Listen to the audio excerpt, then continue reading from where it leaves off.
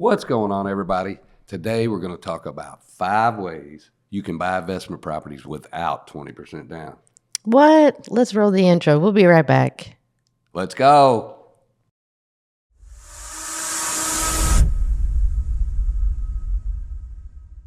What's up, everybody? We're back, the Real Estate Cheddar Podcast. I'm Larry B. And I'm Nellie G. And today we're going to talk about ways you can buy real estate investment properties without 20% down. It's pretty awesome.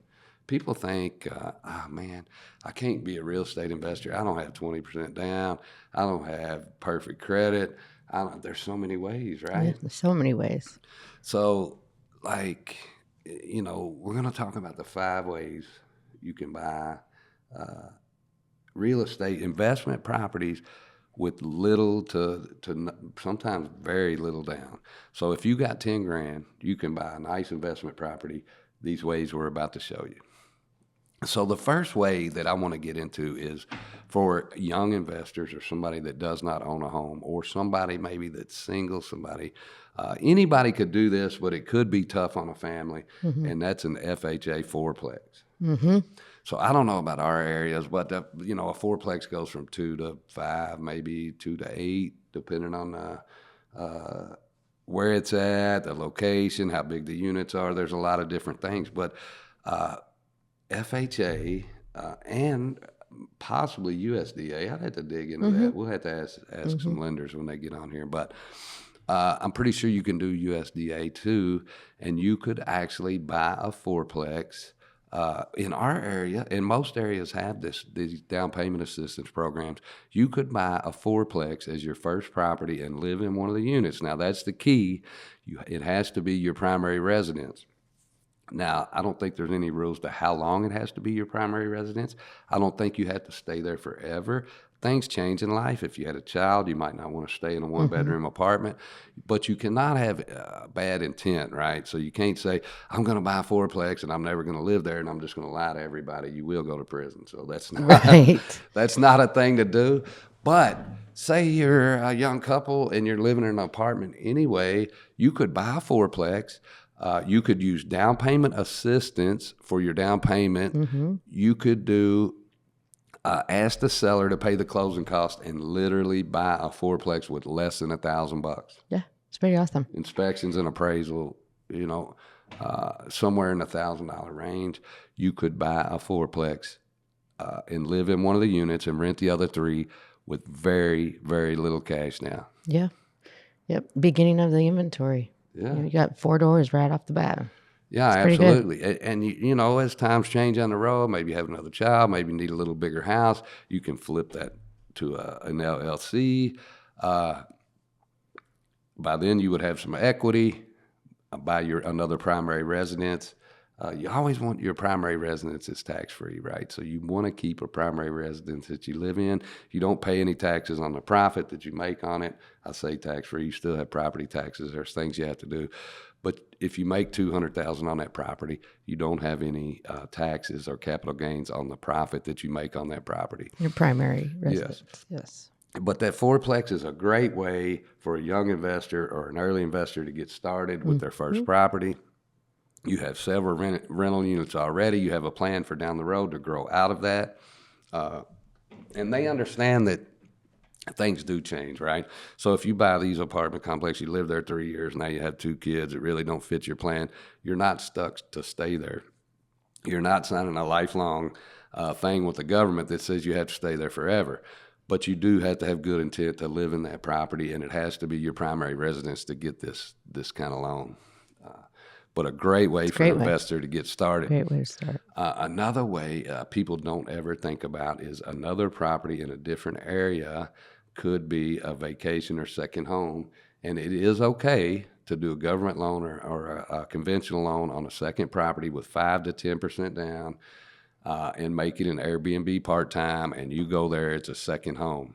So that's a great way to buy an investment property with a little money down. And you got somewhere to go. Yeah. Little looser terms too, right? So you could do this loan over and over. It's something you could buy as long as they're all in different areas. So you can't go to one area of a certain state and buy 10 properties as a second vacation home. They have to be in different areas. But that is a loan that you could do several times, a lot lower than 20 to 25% down. Most investment properties are 20 to 25% down if you're going to do investment loans, and your first couple could be higher than that. The banks like to see some investing experience when they do these loans, but that would be a good way to get a lower down payment and buy more properties if you had a cash. I always pitch that if somebody's got a bunch of money in the bank, say you got $100,000 in the bank and you make 2.5% interest on your savings account, and 2.5 is high. Yeah. Like point something. And let's say you got your money in a money market account and it's making 4.5, and inflation is 4% that year. Guess what? Your money didn't really go up at all. So your investment isn't going anywhere, to where you could take that same 100,000, put it down on real estate, and you could grow some real wealth.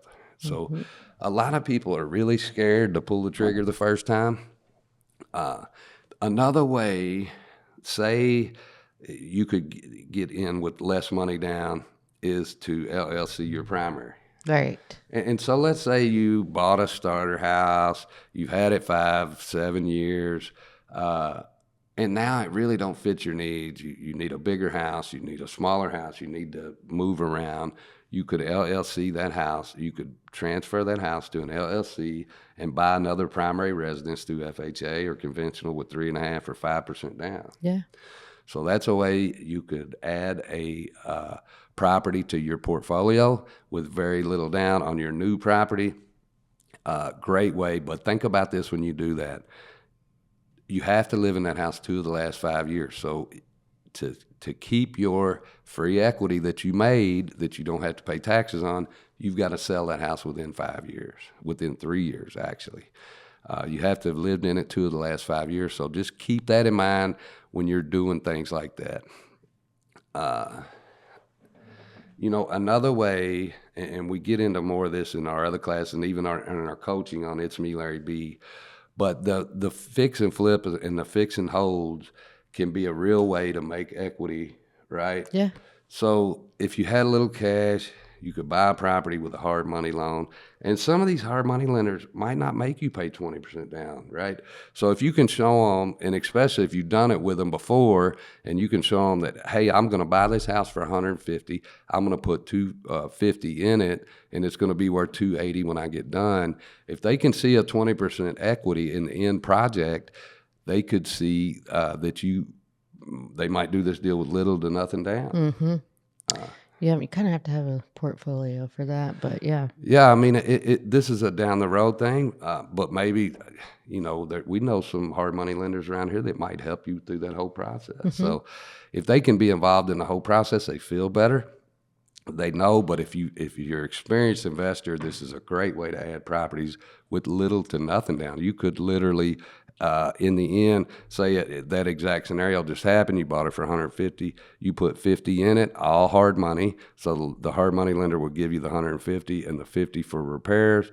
You end up with 200 in the property. It appraises for 300. Just keep the numbers straight. 20% down at 300. You could borrow 240. You could pull all the cash you put in out, even more than what you had in the project. So you could even take some cash home for the next project, and you would have a 240 mortgage on the property. You would have 60 in equity. You put it as a rental, and so you could actually come out with more money in your pocket in the end of this than when you started. The trick to them are finding them deals. Yeah. There's got to be a lot of meat on the bone for purchase price. There does. There's not there's some out there. You just got to look for them. You do. You got to dig. You got to dig and prospecting for gold. Sometimes people just want to get rid of a property. True. Maybe they inherited it. They don't care. They just want it gone. So that's something that you can kind of think about. But these deals are out there. You can grow a real estate empire with very little cash if you're a smart investor. Yeah. Yep. And you got to have a good team around you to help you guide you through and you do. Get the numbers all in order and make sure there's enough meat and all that stuff. You got to have a good team around you. Yeah. But even an agent. knowing about things like this could really help an investor and grow, and they both make a little money, right? Yeah. Yep. So that's something that could happen. The last way is a way that really takes some skill, but you can buy a property with very, very, very little down if you hunt the right places. And on our coaching at It's Me Larry B, we teach you where to find these properties, how to do this system. We've got it on the BRRR system. We can show you how to build an empire. If you had $50,000 cash, we can show you how to build an empire of houses, literally as many as you want over time. Obviously, it takes time and work, but you could grow an empire and still have your $50,000 in the bank. People don't realize that anybody, when I say it, anybody with a little cash and a decent job that's willing to work hard can grow an empire. But this last way, owner finance, and we're going to get into all this. I hear people say, I'm going to wholesale. Well, that's the rookie way, right? So if you think you're going to be a wholesaler, that's the rookie way to run these properties. And we're going to show you why, and I'm sure I'm going to get a lot of flack out of wholesalers on this. But if you're going to do a wholesale deal, why would you just spend all that time to try to get a contract that you could maybe sell? Why wouldn't you put that house on an owner finance deal, right? That's but what the I owner would has do. to be willing to finance it. It's sometimes they want their whole chunk. They want the whole thing. Balloon payments is a way. Right. We've got owners that do a lot of crazy stuff over the years because balloon payments. When you tell them, oh, you finance it for me for 20 years, no, they don't want to do that. But when you say, okay, look, I need you to do an owner finance, but in 18 months, I'm going to have you paid off totally, that changes the game of the discussion. So we've got so many little tricks that we teach like this at itsmelarryb.com, but owner financing, I mean, how many properties over and over? Which also gets confused for contract for deed. Yeah, it does. And we have a class on that on It's Me Larry B Coaching, the difference between contract for deed, owner finance, what a quit claim deed is. A lot of people don't understand it, but owner finance is the best way for the seller. And there's a lot of reasons, for the buyer, and there's a lot of reasons for that, right? One is you have 100% control of the property. They're just the lien holder. That's what changes the game in the whole thing. But the owner finance deal is finding them. I promise you, there's some commercial stuff out here. There's some light commercial. There's some office space right now that they will owner finance you with almost nothing down. And a lot of it, they would probably hold on 20 years. So I'm not saying go out and buy a bunch of office space, but I'm saying there's ways to find these properties, make the offer to the seller that works for you and the seller. It gets them out of a property they're having a hard time selling. It gets you into a property that you have a plan for that has an upside, and everybody wins. So the owner finance deal can really be a way you can get some properties. If you got $5,000 to $10,000 and you come to me tomorrow, I could show you exactly where to go find a property. And again, this all goes back to our coaching, but if you're really serious about our investing, our coaching for investors is very inexpensive. I think it's like $9 for the first month and then $30 a month after that. But we have classes, webinars. We bring people in, to our group webinars. We even have one-on-one coaching. It's a little more expensive, but if you're real serious about being an investor, one-on-one coaching is a great way to do it.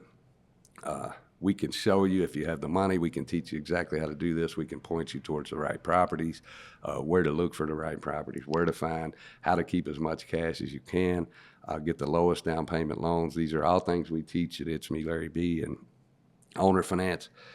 I've got a property I bought 10 years ago for $280,000 owner finance. I put $20,000 down, hoping to sell it this year in the mid 1.5 to 1.7 million. So these are properties that are out there. They're out there, and you can grow an empire with them, and we can show you the way. Thank you guys for watching. We appreciate it. We're coming back soon. That's right. We'll be back. Episode after episode, we're dropping them now. Everything's going good. Check out our website, itsmelarryb.com. You can find us anywhere. It's Me Larry B. We're all over YouTube, everywhere. So everywhere. We're everywhere. Thanks for watching, guys. We'll see you next time. Bye. Let's go. It's me, Larry B. Media. Hooray!